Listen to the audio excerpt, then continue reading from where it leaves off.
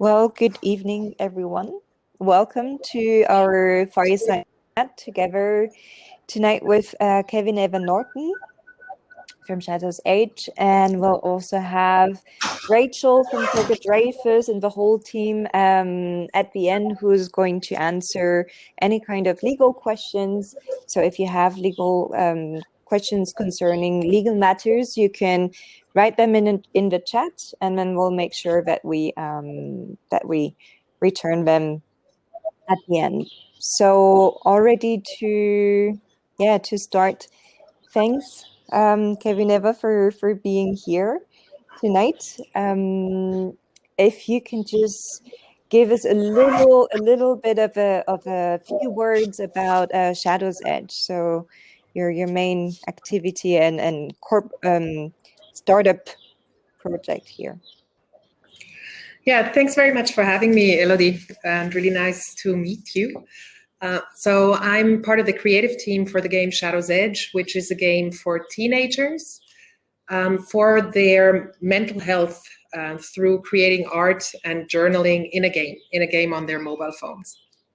Cool. Great, thank you so much.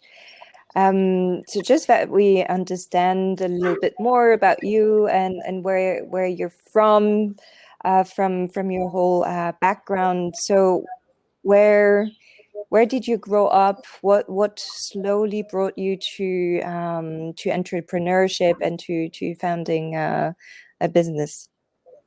I'm not the founder, so I'm not the founder of the project. The founder is of the Shadows Edge project is a philanthropist in Silicon Valley, and we met through the producer of the game, who's a colleague from Microsoft. We met 4 years ago, and she had a book, a journal for children, and she wanted to make that digital. So we actually helped her create a strategy on how to make it digital. There, the idea was born that to reach teens to do journaling, which they normally don't do, actually a game format would be the right thing.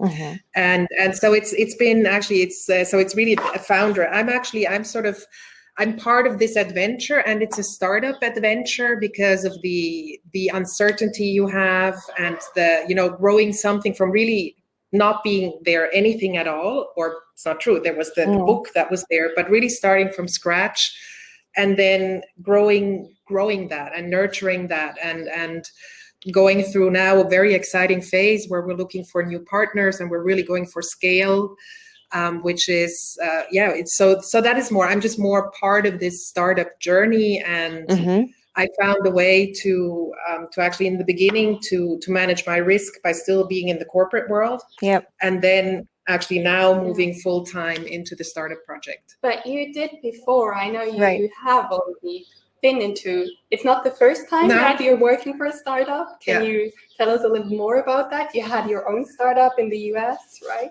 Yeah. So it's interesting. It's like the startups that I had were also in the area of education mm-hmm. and philosophy, very much about the inner journey. Right. I believe very much that we as humans, we have a journey through life that's in the outside world, and we have this big inner journey. And exploring our inner worlds is something which I think is really, really important. And so that first startup was a philosophical novel that we wanted to bring into the digital world, where it was about the idea was that there's like people from all the world religions, and there was a novel, so there was this plot of like a person dying, and then there were these people coming together from all the religions who were then dealing and processing that death in a very different way. Right. And through that we were hoping to actually show that each religion has its own approach that is actually very much, in the end, it's about being human, and it's about being connected, and it's about being one. Right. And but then it wasn't a success. It was a good story. It was a good idea. We did so many mistakes, and we lost some money, not so much money, but we lost some money, and it did some flaws so this time I've come in this journey, I've come further, and mm-hmm. there were a lot of learnings from that old time that flew also into this into this project. Right. Thank you so much. But it is still a learning journey. Yes, absolutely. Do you see so there are a few keywords, and I remember from Rachel when she was telling me about you that it's really you have this love and this interest for the human, right? Which which is a wonderful thing to bring together with projects and the startup, but it's from more the startup philanthropy, right? Project where you're involved. Did you already felt when you were, a kid, or where did that feel or that interest really for human and the philosophical aspect came from? I think it's just from my story, the humanist path that I took was I loved literature. I loved stories also as a kid, and it's like I think actually fundamentally the interest in the humanness comes through pain. It's like it sounds really strange, but it is. It is that it's like pain growing up, and then it's like the interest in literature is to hear about other people talk about their life stories, and and in the big novels. I studied Russian, so I studied Russian novels, Dostoevsky. It's really a lot of painful stories that somehow seem to unite us all. Every one of us has something. Right. Something that they need to deal with, and I think it's pretty much it's finding the pain, and through that the joy and the depth of the human experience, and just living that fully. That's why I studied actually literature, and then ended up, because I didn't want to translate and I didn't know what to do with my studies, I actually then ended up in technology, because there was someone in the 90s. I went to here in Switzerland, you can do a career consulting, because I had no clue what I wanted to do when I was like 26, 27. I was quite lost. And then this man said, well, actually, you can do either go in HR or you can go in technology. And I think technology would actually be great for you, because in technology, it's about a lot of people interacting with each other, and coding is also a language. And so I spoke 7 languages at the time. And so when he said, coding is also a language, that made me curious. Connected. Yeah, so that's it's very interesting. Did you because I definitely do have a very, very similar how should I say, I completely agree, and I'm in line with what you say. I feel there is a lot of this journey that people go through, and also as an entrepreneur, right, that it's almost going or meeting your own shadow through the entrepreneurial journey. So I'd be super, and I feel that a lot of people out there that found their business, that go through the process of really expressing what they are about and finding it out through the process of putting themselves out through a business into the world, is something that is shared by everybody, but maybe not expressed that much. That makes sense, right? So do you have you had any moments for you where you really felt that you were onto something with the startups that you've been working on, or your projects? So did you have some kind of aha moment where you felt like, okay, so now I understood something about myself, or here is a new step that was very decisive or important for me?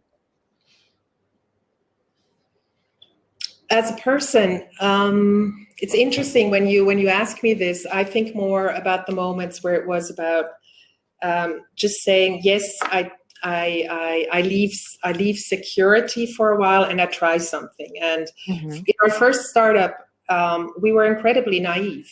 We were very, very much like had this idea and felt the world is waiting for us. And the one thing that we didn't do is we didn't check our assumptions. Is this needed? Who wants this? And yeah. And how do you feel as a woman going into a startup? Because I often see male entrepreneurs, or as a woman in her 50s, do you feel there's an added challenge? Because are women less daring, or what are the fears women might have, or challenges you see, and what would you advise these women? I mean, it's this project that I'm in now. We're actually pretty much the all female, and now there's also some strategy advisors that are male and female, and I do notice that it's different to work with a lot of women. It's like I find I've been in technology pretty much all my life. And it's been a very male-dominated journey, and but also from my male side, it's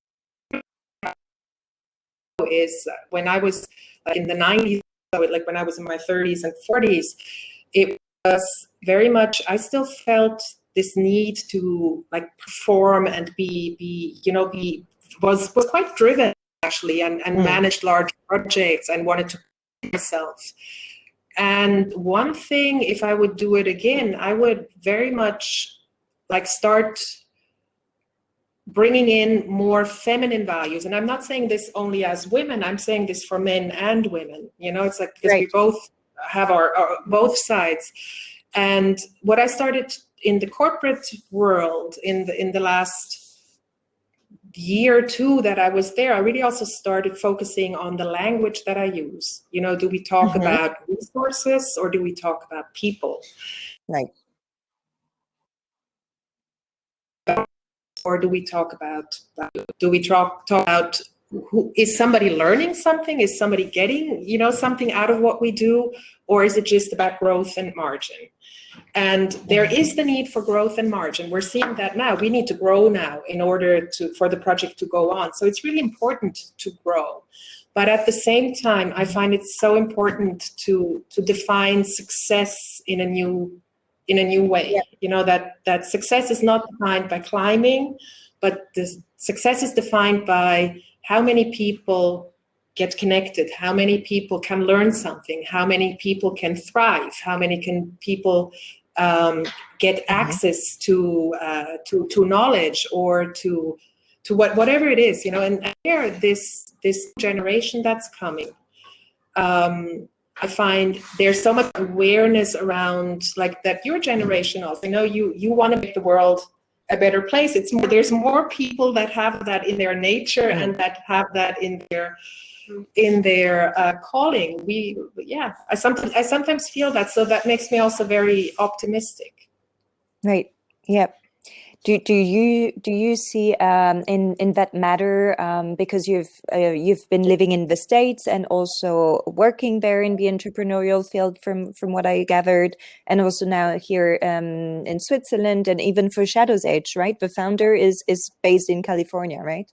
Do you see any difference from both markets in terms of the mindset, or this male energy, or really much scale up very fast and such? The male female thing, I don't know so much, because I don't know that much about the entrepreneurial world in Silicon Valley. What I hear from like that I work with, and so it can be quite rough. But I personally, I wouldn't know. One thing that is super different is that in the US, you do something, you try, you give your best, you win, you lose, you fail, whatever, and you just stand up and you do it again. And here, dealing with failure in Switzerland, it's like, it's getting better, it's getting much better. But there's all this thing about like the big companies, big corporations now wanting to adapt startup behaviors, and then there's this thing about failing forward. So like that. But it's like it's a big thing until then you're really allowed to make experiments in the big companies. But it's the attitude to failure and the attitude to life. And again, it's life being this journey, this continuous learning journey. And if we make more good decisions than bad, we're lucky, but we're probably going to make a lot of bad decisions to actually then get to the really, really good ones. And this sense of experimentation, I think the US is ahead of us still. Yeah. Do you have a very clear big failure that you went through and that you felt like, oh, that was actually a very good failure? What did you learn from it? Failing forward now with Shadow's Edge, or with like in general? The one that comes to project mind was a big learning experience, and also it was like the whole thing it was very intertwined. I did that together with my ex-husband. Then there you go. It was just so intense, and it was for me that, you know, the question that I ask myself often at the age that I'm in now is like, who am I without Shadow's Edge? Who am I without the Columbia Project? Who am I without, you know, it's like this thing with all these things that give me identity. It's like, I find it's a really good question to ask yourself, the things that you're very, very attached to ask yourself, who am I without this? Right. I see you as someone who's very versatile, sort of a jack of all trades. I mean, you play the piano, you've been to the desert, you have a morning routine. And what kind of routine do you follow at the moment? At the moment, I chant. You chant? I chant, yeah. I chant every morning and I chant every evening. Yeah. Okay. Yeah. And what are the benefits? Like what does it bring you? The benefit is the morning practice is as the first thing in the morning. Because the world's calling. Some days you wake up and you really want to go there. Some days it's more of a struggle. But it's like we get so immersed in everything that I'm a very, like you say, you know, I'm interested in stuff. So I'm like, I can flow, and I can actually then also lose myself or do too many things, and then sort of I've had these moments in my career also where I worked too much and then breaking down and then having to recuperate. But this inner practice it's actually, I learned that at early in, like, because I loved meditation already as a teen, but one key moment for me was when I worked at Microsoft. So Microsoft is a super stimulating environment. It's like, it's a joy to work there. You have interesting projects, you have super interesting people, you know, and you actually love to be in touch with these people also outside of work hours. And it came to the point that actually in the morning I would get up and I would go to the computer, and that is poison. Like, the first thing to do is look at your mobile phone or to look at the computer. It's actually it's like a bit of poison you put inside yourself, because it sounds dramatic now, but I really perceive it that way. It's being able to create a space for yourself, to nurture yourself, and to get in touch. Hey, it's another day. What is going on today? You know, what is happening inside? And then just taking a moment to be with yourself. If you chant, if you sit, if you dance, if you walk, whatever, it's just like, for me, it's putting priorities right. Right. And I think it's such really, what I'd like to highlight from what you said is having the first check-in on yourself and not checking on social media or another feed, right? Because this is actually what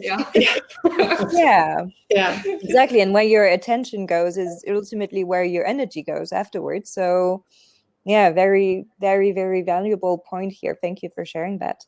Do you I guess that could be a good advice as well for entrepreneurs or employees. And right now that everything is happening through, well, Zoom, what do you have you changed the way you worked, or how do you manage that with the increased time on computer?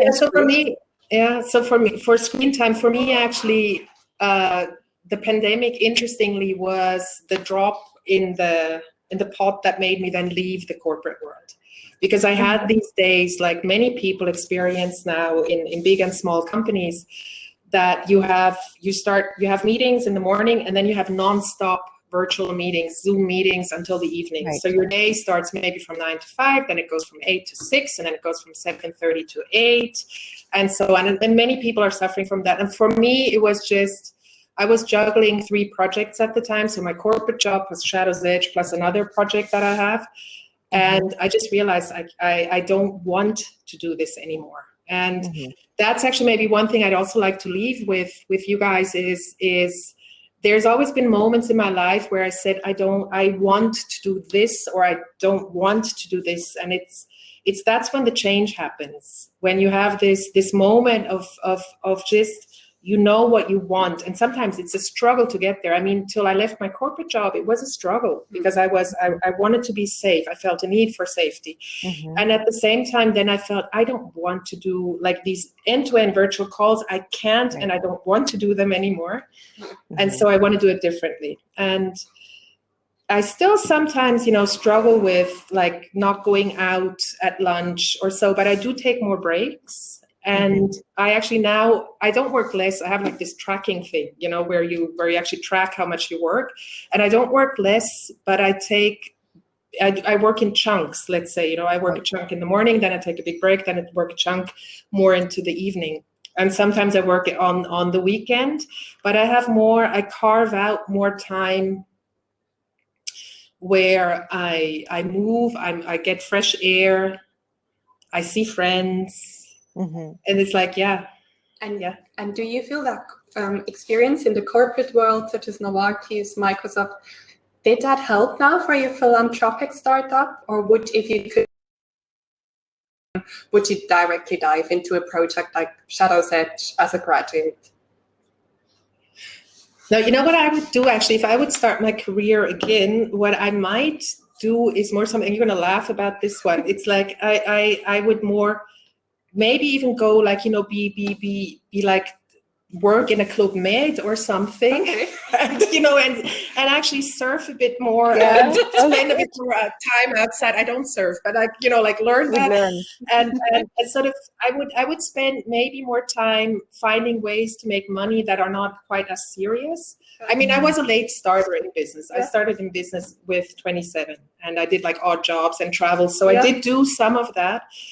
But I loved my time in the corporate world also. Like, I think working at Microsoft has tremendously helped me be successful now in what I do, because it's just there's knowing how to handle things, knowing technology, and being at Microsoft, you're exposed to the future of technology. And I was working also in a team where we looked ahead. And then also at Atos, I looked ahead. So I think these corporations, they're also doing a great service, to grow things and to bring things to scale. And also I have this theory, which I don't know if it's true, but all the different people from all the different nations working together in these corporations, it's got to do something good. For understanding among people. Of course, it's well-educated people, and it's not just anybody, but still, it's like these are global networks that are learning to perform with each other and to like do things with each other without like killing each other. I want to come back to this philanthropic aspect, or how would you define a philanthropic startup? Or what is the key difference here, and how is, in your terms or understanding, what does it make? How do you define when it is successful and not? Yeah, I mean, this is a question really more for our founder. Who's the philanthropist? Who's really like her aim with this project is to reach millions of teens. And so for her, success is, and for us all as part of this, is how many young people can we reach at a point of prevention, for mental health prevention. So before they fall into self-harming, or before they fall into really a serious anxiety disorder, how many can we reach to actually support them to have this inner connection to themselves, to their story, so that they actually have a healthy, thriving life. Right. And that's success. And in that, so your key role in Shadow's Edge with the game, so which is part of a D&D project, right? So yeah. Your main role is on the operative side, and I also, from what I gathered, you have been raising fund for that. So how, again, here, what are the differences for instance, for our community now that we hear a lot about the startup world and how to get funding for a startup, but then for a philanthropic startup, like how did you go about to do that? Yeah, so my role at Shadow's Edge has been, I was the sort of, from the beginning, the design lead, so making sure we follow a user-centric design process. Now, this last year, I established some more research types that we do with our players, or also digging into the data of the game. And then another part was raising funds. And funds, so we went after grants. And we went after private foundations. And there again, like my work at Microsoft really helped me describe the kind of project that these organizations would invest in a way that they feel that they know exactly what they're getting for their money.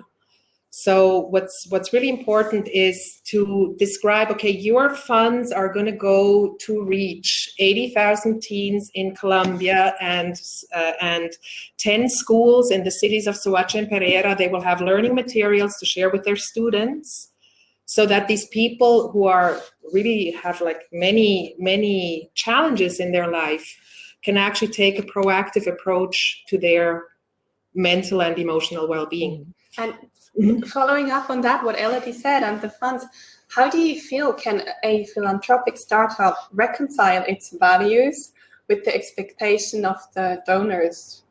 Yeah, because I mean, interesting now, it's like we have hopefully we landed a big grant, we won the grant, and now there's legal issues. We're gonna kick off then the question there, and you'll have so there's this. So we hope actually it's going to come to a good conclusion that we can also execute on this project. And this private foundation is a philanthropic foundation also. So it's like look for donors, potential donors that are value aligned, because that's also then they want to invest in people that are value aligned. And actually, the legal discussion is around how do we ensure that people get access to this also after the project is finished. Like how is an access guaranteed to the people who are benefiting from the grant, also way beyond the end of the project, and how to put that in legal terms. Right. Yeah. And what would be for you when you see in the next 5 years, for instance? So what are now the next key milestones, so to say, for the project to really continue being successful? Yeah. So the key projects, I think, is to continue to, for example, execute on these, doing projects with specific groups of teens and continuing to develop the product. The product has to be continuously developed in order to stay alive. But the key thing is landing a partner. The strategy is now to go for the social emotional learning space. So a partner in education, because since we want to be about prevention of mental health issues, it's actually education is probably the best way to get there. So what we're looking for is actually companies and funds that are investing in education at a high school level or at a beginning university level, because our players, the majority of our players between 16 and 25. Okay. Yeah, and then potentially then there's a lot of exciting opportunities to also then expand on this. We firmly believe that empathy is a key theme actually also for you know, owning your story. It's also a way to create more empathy for yourself and for others. And there's, through virtual reality, for example, there's really interesting means to create empathy by having people experience a world from someone else's world. But that is something where we would really need a VR specialist, you know, to work with us to make that come alive. And so, yeah, so the first thing is get into the education area and then grow the reach, you know, because we really want to reach millions of people around the globe. So we have we're looking for a partner there in the US, but also in Europe. If everything goes well, we're going to work actually with the education system in Colombia. And so it's these partnerships. I think that is the key thing to accelerate and to create the reach to then think about, okay, what next in terms of product. Yeah. Thank you so much. We come slowly towards the end of the interview, and we actually like to wrap up with a few very, very rapid fire questions. So if you can just answer the first thing that comes to your mind.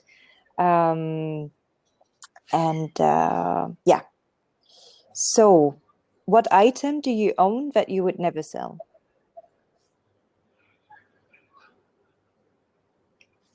My earrings. It's like very superficial. Yes, we never heard it, I think. So I love the answer. What is your most unusual skill? My most unusual skill. I used to be a synchronized swimmer, so I can actually stand in the water upside down. Oh, she's very good. I know. She still is. That's super unusual, that's for sure. Thank you. What is more important to you? Strength, speed, or stamina? Do I have to choose? That's up to you. I mean, I'd love the combination of all three, but it's like, I think it would be stamina. Yeah. What historical figure do you most admire?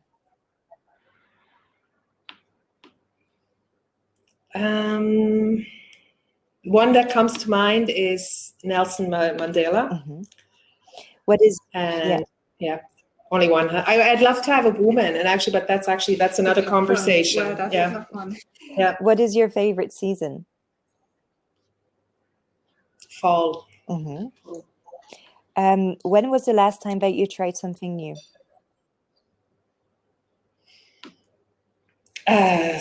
3 weeks ago. I'm chanting since 3 weeks only. Wow, it's really sounded that is something that you've been doing for years, and so it's. No, I'm doing the morning practice. I really am doing since years, and it's meditation. But it changes. Sometimes it's meditation, sometimes it's dance, sometimes sometimes it was jogging. But so the chanting is new. Okay, yeah. cool. I copied the morning practice from her. Yeah. I did, yeah. Very good. If it's contagious and healthy, right? Yeah. Would you go for a team or a single founder? A team or a single founder? I mean, I don't know what's on the horizon. If I would found myself again, I would found as a team. And you mostly have done single founder before, or you have done a combination of both, right?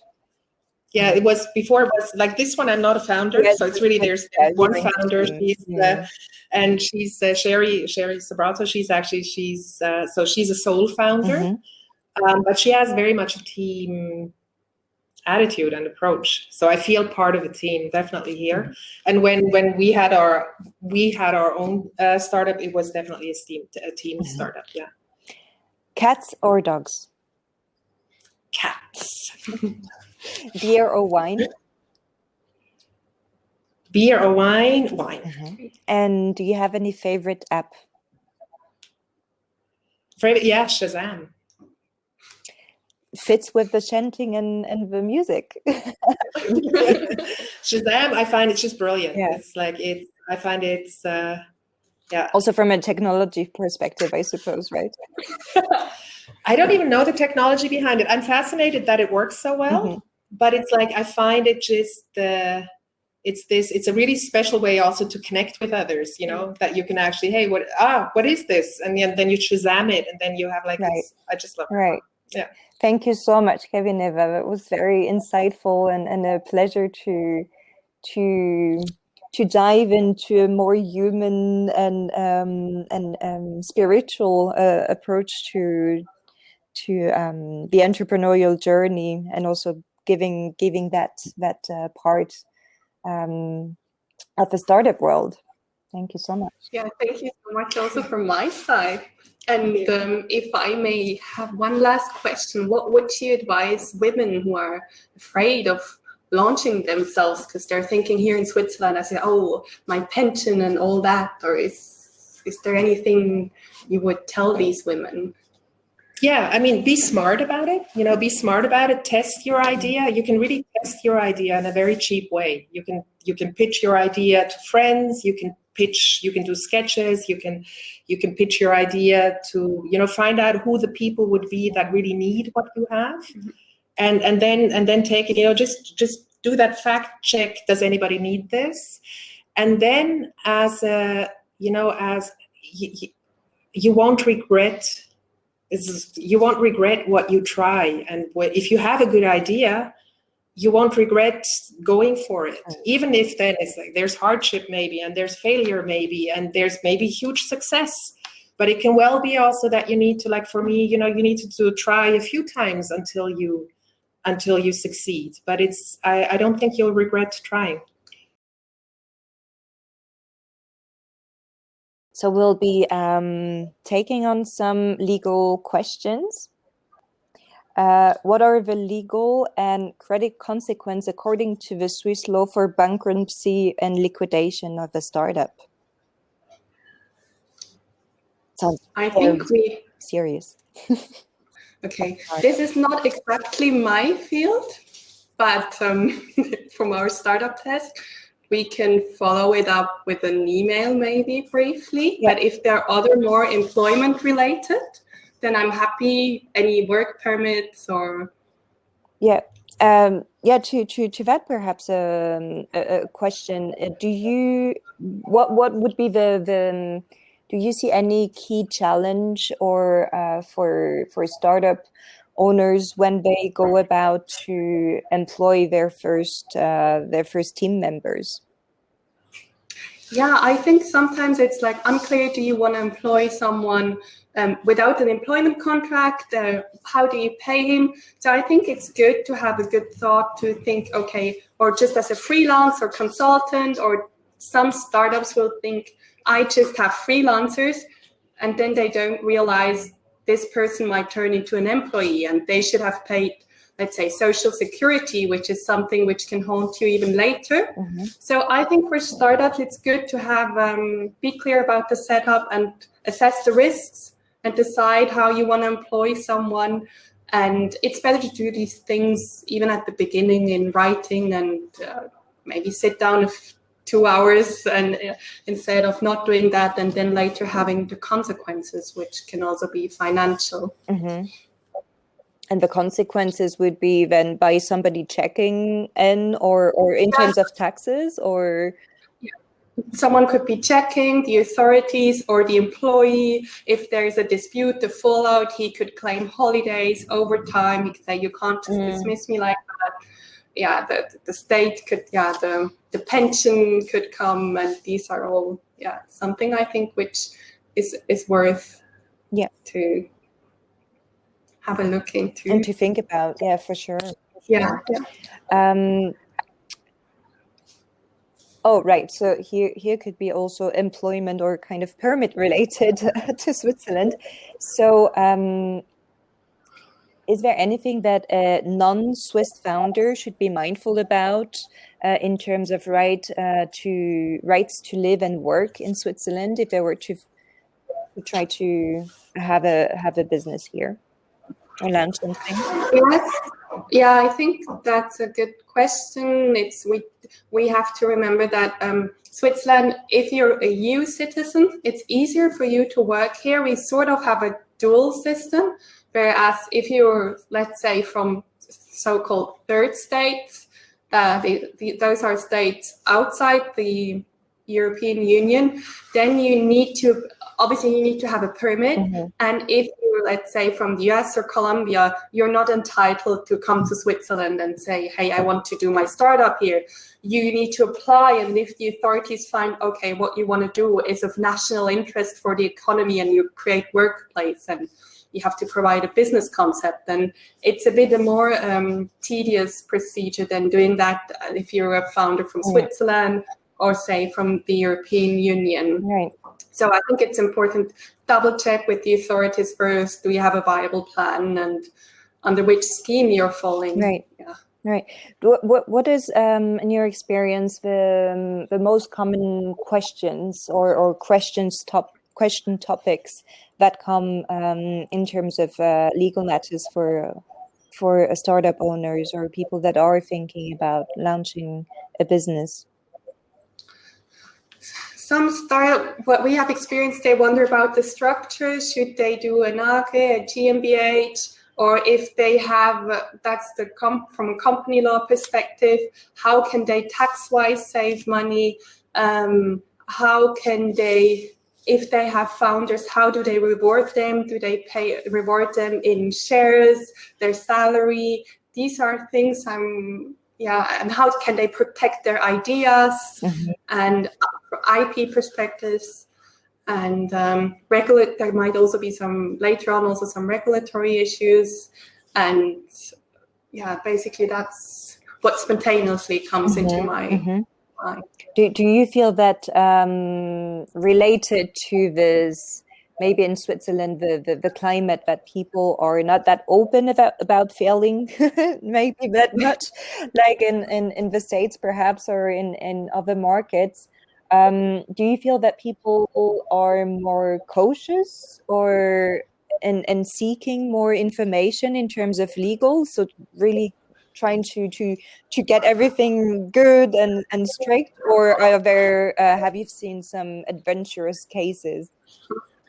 Yeah, I definitely think it also depends on the field. I feel that definitely in the legal profession, haven't seen that many startups. Whereas I feel people from IT or ETH, or into science or medtech, they're much more courageous to launch their own project. And I'm having help from my colleague. Christian is here. Hi. I want to, hi, how are you? Not too bad, Good. thanks. Great to see you. I want to serve you this question again now that you're here. So that was, what are the legal and credit consequences according to the Swiss law for bankruptcy and liquidation? It really depends from what side you're approaching it. You can either look at it as a creditor, as someone who the company owes something to, or as someone from the company itself or the company itself. So these are two different things. On one hand side, since this is all about startups, I would say let's focus on the side of the startup and of the founders themselves. So in principle, going bankrupt, that's just an inherent risk in doing business in Switzerland. That happens, and that in itself should not be a problem if you obey all the rules you have to obey. So the first question that really comes into play is, what kind of a company have you founded? Do you have like a limited liability company where in general all the debt stays within the company and you yourself as a founder are maybe off the hook? Or have you not founded, let's say, a limited liability company, but pursued your business just as a natural person? Then you basically are liable with all your personal wealth. So the first question that really comes into play is, what kind of a form do you use to pursue your business? And the second question that really becomes important is, have you obeyed all the rules during the lifetime of your business? So as I said, in general, you may avoid liability, but then normally people will look at the question of whether you actually have obeyed the rules. So, for example, there are rules under Swiss law as to when exactly you have to declare bankruptcy. If you go on with your business, let's say, tell yourself, I'm going to take a little bit more risk, I'm going to attempt it one last time, then you actually run the risk of becoming liable for the damage you caused by doing so. So there are quite a few tricky rules which you have to look at. On the other hand, if you are a creditor, then you are mainly concerned with getting your investment back. So under Swiss law, if a company goes bankrupt, well, not only under Swiss law, but basically under most of the, at least Western laws, it's really that there is the big question of who gets how much. So normally there is not enough assets left to satisfy everyone's claims. So you have an order in which the different creditors are going to be satisfied. So there the question becomes relevant whether or not you as a creditor want to get additional security in the moment you actually make your investment. For example, if you want to have some of the assets of the company pledged to you as security, because if you do that, then you have a higher chance of recovering most of your investment. So yeah, that's basically the different aspects you have to look at. Thank you so much. Is there any available tools for a co-founder to define the shareholding when the company is not registered yet? Yes, there are. Ultimately, that's just a question of the contractual agreement between the co-founders and basically the economic agreement they intend to pursue. So the question you have to look at there is normally if you are not just a single founder, but several founders, or also if at a later point you take up other investors which want to invest in your equity on board, you normally tend to conclude something called a shareholders agreement, which is basically the agreement between the different founders, the different investors, basically all the shareholders. And in this agreement, you want to lay down the rules, among which are who gets how many shares, who gets what voting power. That doesn't necessarily need to be completely aligned. And then the other question really is, where do you get these shares from? So on the one hand, the one option you have is that the first founder or the group of first founders of the company sells some of their shares. Then basically they get the money for selling the shares, or alternatively, the company issues additional shares, and then it's the company who gets the money. So really, there you have to look at what your intention is, whether you need to get additional funding for your project, or whether you just want to, for example, get I don't know, different knowledge or different expertise on board in the company. So there's really quite a big variety on which you can regulate the details of sharing the power between the different co-founders. But ultimately, it's all contractual questions among the co-founders. And how early would you advise the different potential shareholders or team members to really sit down and have a look at registering a company and asking themselves these questions? Like from starting in your garage to really founding. I see your point. I want to say as early as possible. It really depends on, obviously, on the dynamic among the co-founders. It's incorporating a company obviously takes some money, so it's not the cheapest thing you can do. So in the beginning, when it's basically just an idea you are having, and maybe it's not the absolute first thing you want to do is to incorporate a company. First, you want to get like agree on the terms with your partners, perhaps with potential co-investors. You want to see where this idea is going, whether you will be able to get some funding. But then I would say pretty early on you want to decide on in what form you want to pursue your project, and ultimately that in most of the cases is going to be one form of a company or another. And mainly why you want to do this is, on the one hand, you formalize all the routines you have, And on the other hand, it's really, really important as a limitation of your own personal liability, because as soon as you have a company, you can limit your own personal risk with respect that you are not, or at least if you do everything well, you're not liable anymore with all your personal wealth. But your liability mainly becomes limited to the assets of your company. Yeah, that's what I was mentioning before, liabilities for employment, salaries, or social security. Yeah. It can go to the founder, but the rule is it's the company's assets who will be liable for that. And maybe just to wrap up, is there any open source of information or education around these topics that could be easily accessible to people interested in founding their company? Newsletter, maybe?